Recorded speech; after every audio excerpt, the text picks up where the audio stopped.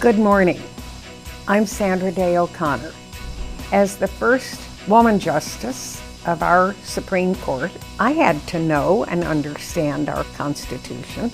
As a justice, my job was to help interpret it and to understand what it said.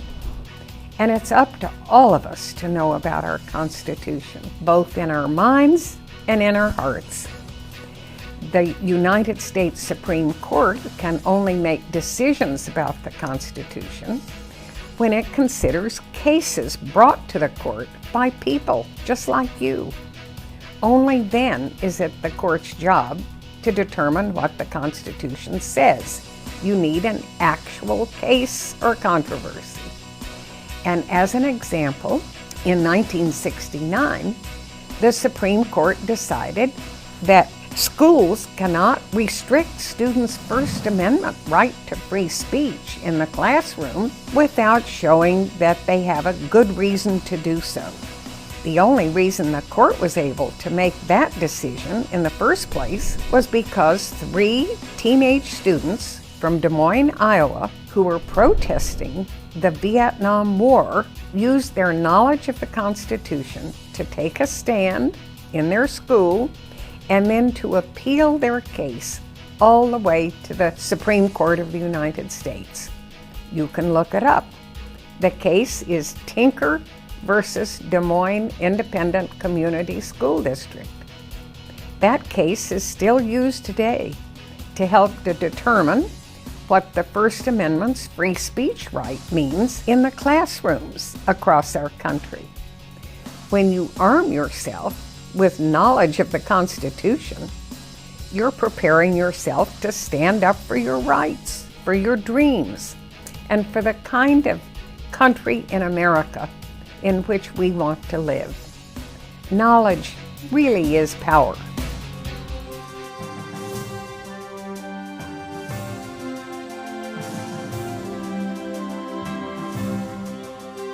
Thank you, Justice O'Connor.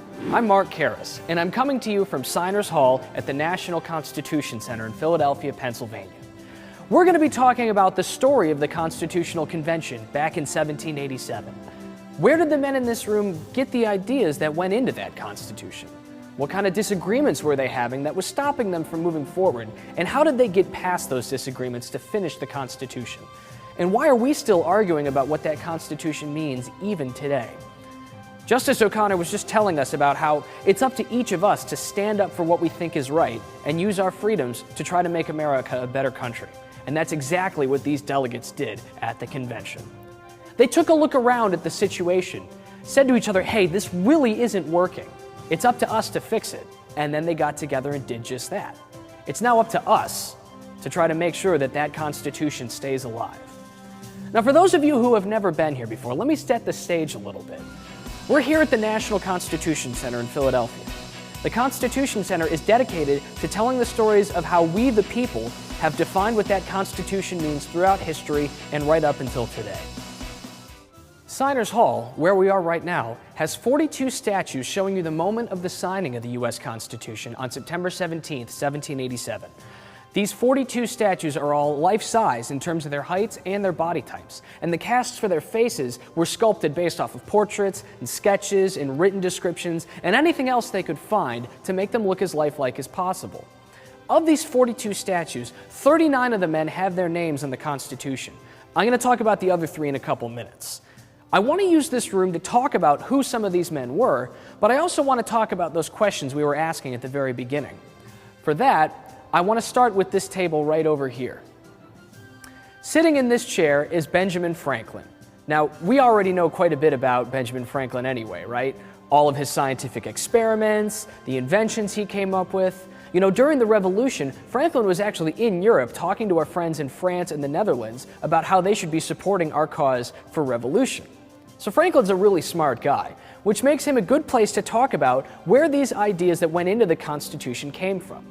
A lot of what you see in the Constitution comes from a time period called the Enlightenment. Now, the Enlightenment is a time after the Middle Ages when people like Jean-Jacques Rousseau and John Locke started coming up with new ideas about the rights that every person is born with just as a human being. And rather than having a king, someone who's born above everybody else to be the leader, the people can use those rights to elect their own leaders based on who they think is going to do a good job.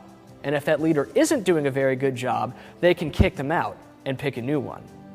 These Enlightenment ideas were combined with some older traditions that come from Great Britain. Ideas like the right to a trial by jury or protection against cruel and unusual punishment actually come from these older British traditions. Now that might sound kind of strange since we fought a revolution against the British to win our independence, but it goes to show you that even if you're having a disagreement with someone, you can still borrow their ideas and find a way to make them work in your new system.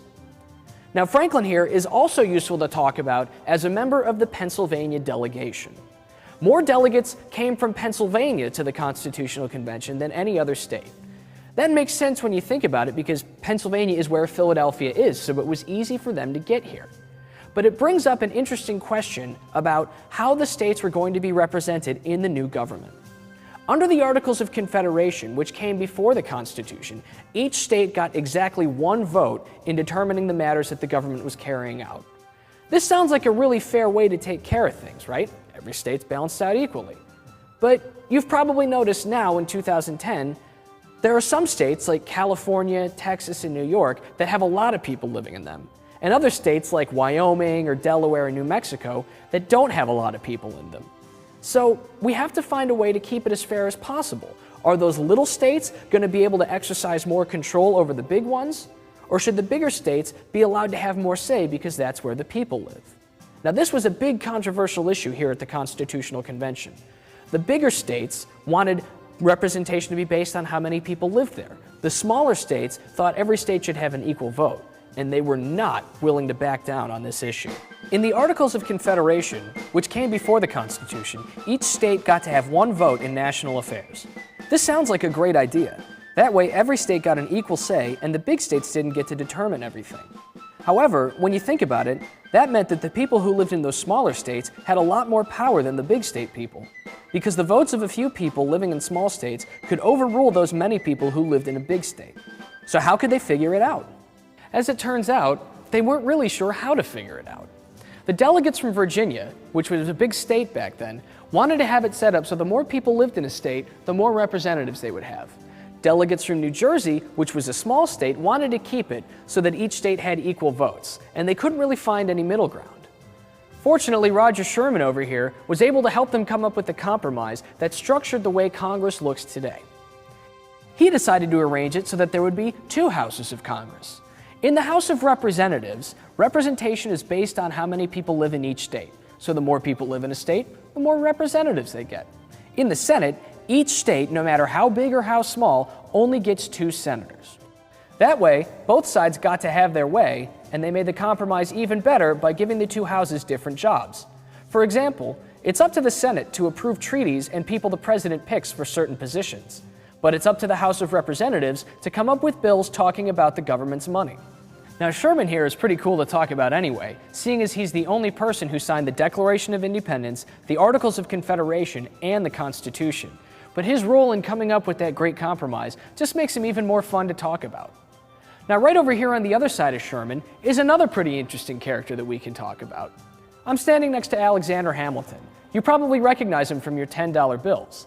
Hamilton had a lot to do with getting this entire convention together in the first place.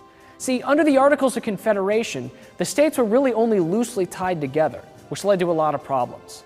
States were doing things like printing their own money, signing their own trade agreements with other countries, and getting into boundary disputes and arguments over fishing rights. One of the places in particular that was causing problems regarding fishing rights was the Potomac River, which separates Maryland from Virginia. Those two states just couldn't agree on who was allowed to fish and sail where. They tried to have a convention in 1786 in Annapolis, Maryland, to try to figure this out, but nobody showed up to it. Hamilton, however, realized that the United States was going to have to answer these questions if it was going to survive, so he started bugging everybody to get another convention together in Philadelphia the next year. So if it weren't for Hamilton, this convention may never have happened in the first place. Now, once the convention started, Hamilton wasn't listened to as much. See, he was really kind of arrogant, very full of himself. Not everybody liked that about him. And one of those people, Aaron Burr, would later end Hamilton's life in a duel in Weehawken, New Jersey. Still, though, if it wasn't for his telling everybody how they needed to fix the problems between the states, this convention might never have happened. Just gonna come back this way next. Excuse me, guys. Just gotta get past you for a second there. One of the people I just bumped into is James Madison, who was one of the next people I wanted to talk about anyway. James Madison is here on my right. George Washington is on my left. Now, having them right next to each other like this gives me an opportunity to talk about a couple really interesting things. First of all, just as far as the statues go, Madison, is the shortest statue in the room. Washington is the tallest statue in the room. It's kind of funny to see them next to each other like this. Now, they both had some really important contributions to what went on at the convention. Washington here served as the president of the Constitutional Convention, kind of supervising everything and giving the document a lot of credibility. Everybody already loved him because he had been commander-in-chief of the Continental Army during the Revolutionary War. So they knew when Washington showed up to this thing, it was going to be something really important. Madison was a really, really smart and well-studied guy who thought about stuff way in advance. He actually came up with the idea behind the Virginia Plan before the convention even got started. Now, they're also cool to talk about because they're both from Virginia, and they're the only two guys in here who later went on to become president of the United States. But the fact that they're both from the same state, Virginia, is what I actually wanted to bring up. Now, remember a few minutes ago we were talking about how some of the states have a lot of people in them and some of the states have very few people in them? It was like that back then, too, and just thinking in general, all of our states are pretty different places. The weather is different, their economies are different, and those states need to be able to make their own laws so that the people who live there can live their lives the best way possible. So how are these states going to be able to make laws to take care of their own needs while still remaining part of a larger country and being united in that country? The answer is federalism. Federalism is a word which describes the breakup of power and responsibility between the state governments and the central national government in Washington, D.C. Under the federalist system, certain jobs are done exclusively by the central government. This includes things like negotiating treaties, making trade deals with other countries, creating and managing money, and declaring war. The state governments, on the other hand, have responsibility for local matters, like determining at what age you can apply for a driver's license, or deciding when and how to set up public school systems. Under this division of power, states have enough leeway to make laws that make the most sense for their residents, while the federal government still has enough power to tie us all together and prove to everyone that we are one united, sovereign nation. Now, federalism isn't the only way that we've divided power here in the United States. We also have the system of checks and balances.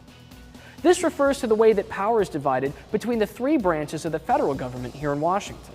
We've got three branches of the federal government: the legislative, Congress, whose job is to make laws; the executive, the president and his advisors, who make sure that the laws are being followed; and the judiciary, the Supreme Court, who determines the meaning of the law and of the Constitution. Where it gets really interesting is when the branches have to start working together to get things done, and no one branch can kind of force its own opinion on the rest of them. For example, when it's time to pick a new Supreme Court justice, the president gets to decide who gets the job, but they don't get to take it until they're approved by the Senate first. This division of powers with the checks and balances goes back to those Enlightenment ideals we talked about at the beginning. They realized that if power was separated into the different branches, then no one person or group could end up with too much power and start pushing everyday citizens around. Think about the example of the presidential veto. The president can refuse to approve a law that's passed by Congress if he or she thinks that it's a bad law for the country. When that happens, the only way that law can go into effect is if Congress changes the way it's written to make it work better, or if 2/3 of both the House and the Senate decide to approve it anyway. So if Congress tries to pass a law that's going to be unfair, the president can stop it from going into effect by not signing it. Or if the president is holding up Congress's work just to be difficult, the Congress can override his or her veto for the good of the country. And ultimately, it benefits all of us in the end. When the system keeps working, the power stays in different places, and our rights are protected. So I found my way to this table over here in the back of the room. Standing behind it, we have Elbridge Gerry, Edmund Randolph, and George Mason. So why are these three guys all the way in a table at the back of the room? Well, these are the dissenters. They're those three guys I mentioned earlier who saw the final version of the Constitution and decided not to sign it. So it might sound kind of strange that we have these guys in here even though they didn't sign the Constitution. But they were just standing up for what they believed in and sticking to what they thought was right. That's really what the heart of a democracy is all about, using those rights to stand up for your opinions. What's even better is that a lot of the complaints these guys had about the Constitution went into the Bill of Rights, those first 10 constitutional amendments which guarantee so many of the basic freedoms we have today.